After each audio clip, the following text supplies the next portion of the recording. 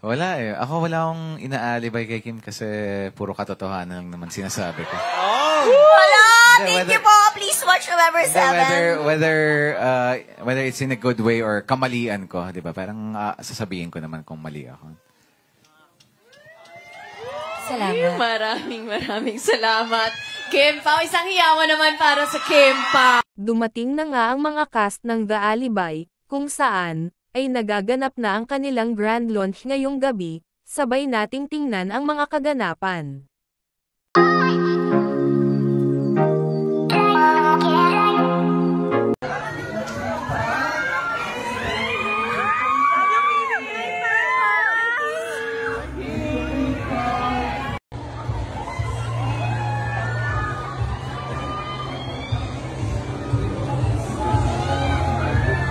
Guwapo!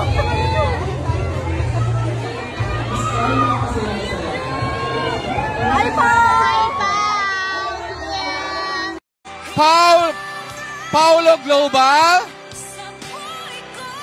We are joined by overall 45 official fan groups po ng People Superstars.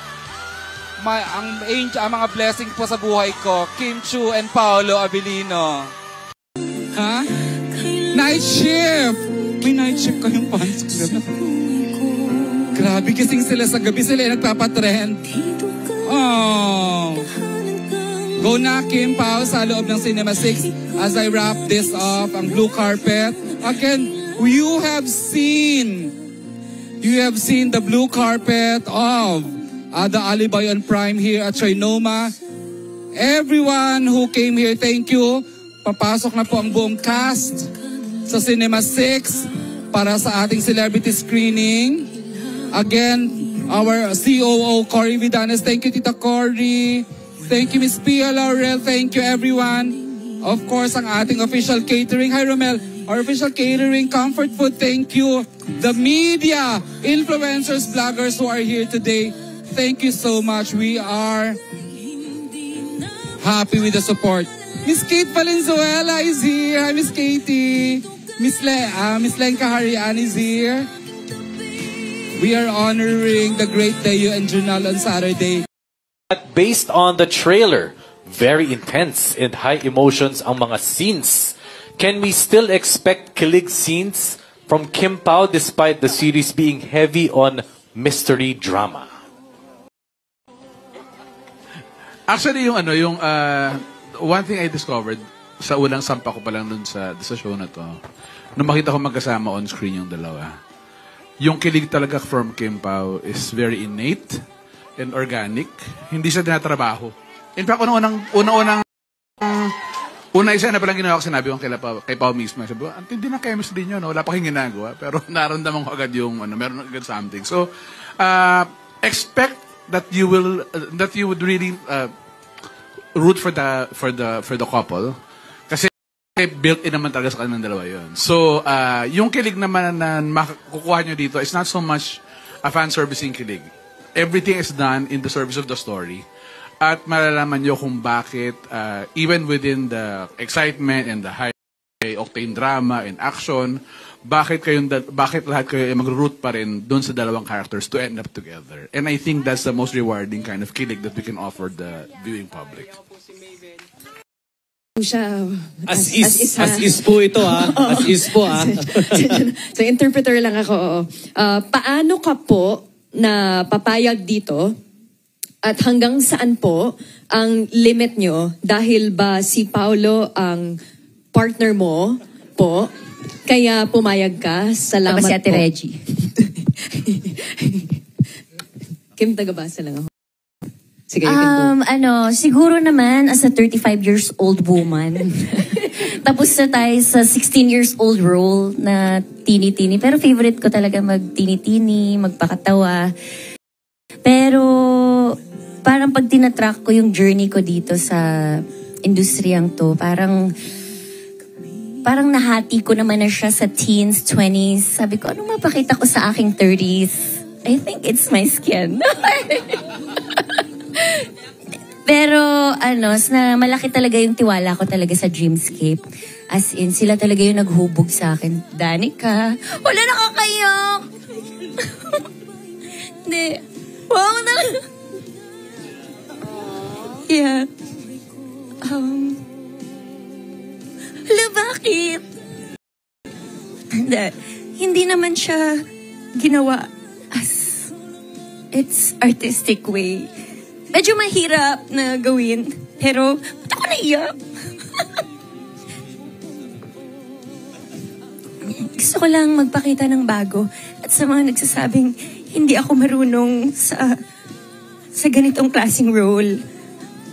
Ito na yun. So, I want to prove all of them wrong and that I can do more than what they know.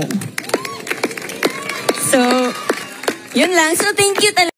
Well, I don't think it's about skin or about parang it comes with the maturity of the role and what the role requires. So minsan talaga may mga character, may mga storya na gustong ikwento at sa mga ganitong paraan kailangan dahil kung nagbebenta naman talaga ng aliw yung character, ang hirap naman kung hindi mo nakikita or napapanood at hindi na ipapakita sa audience na hindi niya ginagawa yan. So it comes with the also the maturity of the actress.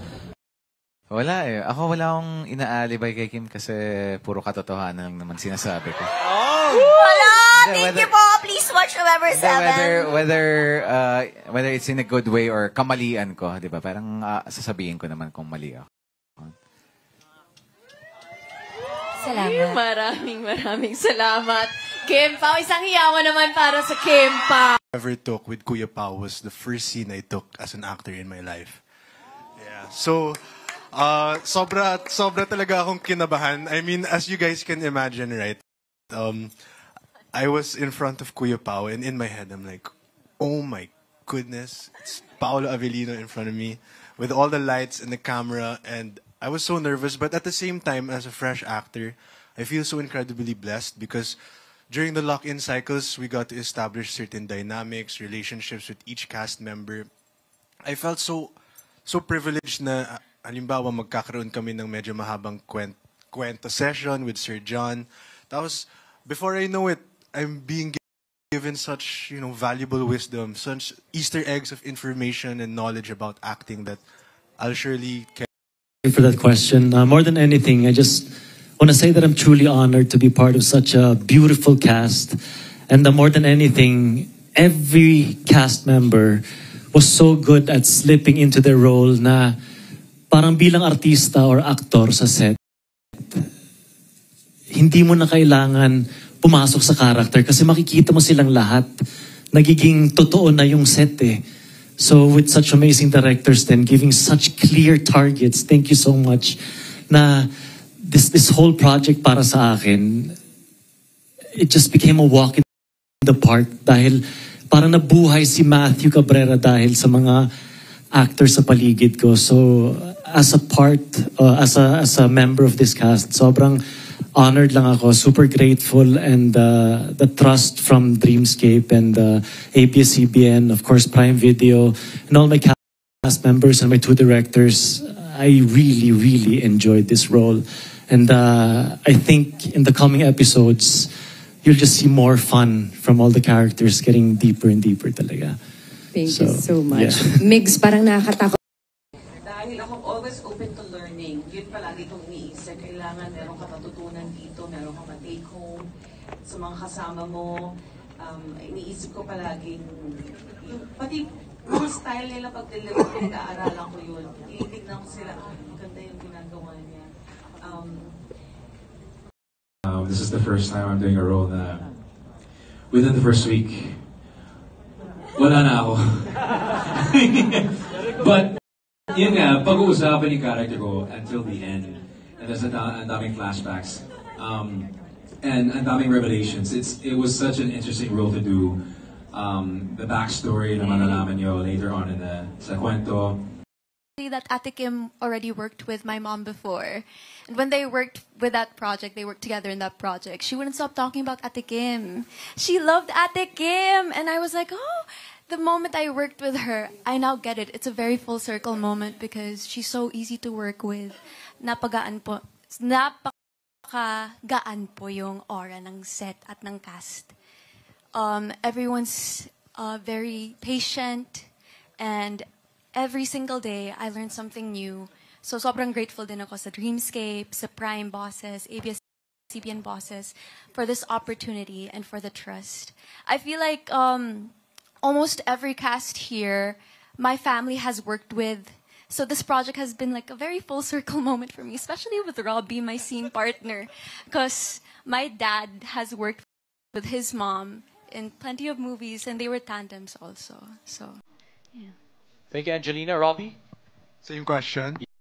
Kita niya na tinutuloy natin ang vision niya in developing concepts, stories na mapapanood globally ng bawat Pinoy. And hindi naman kompleto yan without the support of Miss Lani Gutierrez. Dito, ano pa nasa Canada ka niya? Si Miss Lani Gutierrez, ang business unit head ni Kim sa Showtime. Okay, sige. I will get the cue here. The moment na pumasok na po ang mga boss, Direk Jojo Sagin, Onat Diaz sa loob, I will turn you over now to the host po ng special screening, who are Migs Bustos and Aya Fernandez. Sige, ayan, there's an ongoing photo op po doon. Rona ng Paunatics, thank you. Ayan, dito rin sila. Ayan sila yon. Kayong... Ayan, Team Paunatics, thank you. Paolo Global. Ay, ayan, mga nagmamahal kay Lolo. Nag-call him Lolo, ha? Carlos Aragon, hello, vlogger, mega pelikula. Ayan, ito na mga warriors on, Kim Pao. I'll see you inside, ha? Enjoy the streaming!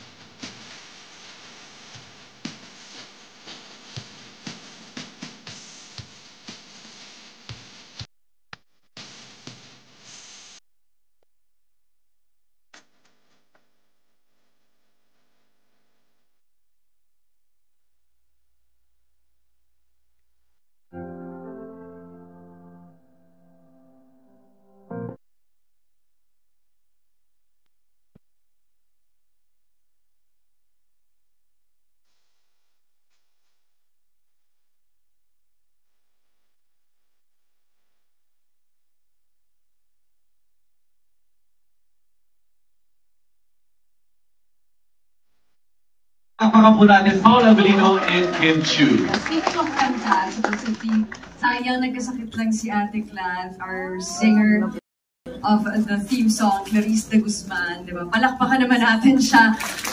Get well soon. Dito ka lang, huwag kang lalayo. Yes, that's right. Alright.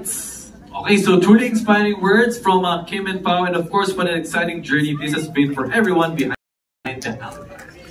World-class Filipino storytelling, suspense, romance. This series that's about to keep us all guessing. So everyone, please do sit back, relax, and enjoy the exclusive screening, exclusive advanced screening of The Alibi. Sino to? I know. Pero masaya siyang gawin. It's something different that we can offer to all our supporters. And we're very thankful, of course, sa Prime Video, sa Dreamscape. They are here, our friends from Prime Video. Yes, we're very thankful and we're very excited na mapanood ninyo. 3 more days to go. Pao, anong ginawa mo dito? Naman, ang dami kong physical na binago sa sarili mo to prepare for your character here, Pao. Sakto lang naman, sakto lang. Pero more than anything, yung character namin ni Kim and kung paano nagde-develop yung samahan nila at yung mga nangyayari sa story. I'm sure may excite kayo at kakabahan kayo. Wow, Kim, thank you sa kaligayahang ibinibigay niyo sa amin, sa mga fans niyo. Iba talaga. Thank you. At sa lahat naman nanonood online. I know. Hello po sa Nakasubscribe na ba kayo? Sino dito ang wala pang Prime Video? Walang sumagot. So lahat meron. Nagparahapal ang Kim Pao Universe ng 300 slots. So lahat nagkaroon. Wow. Sobra. May mga paangkas pa sila.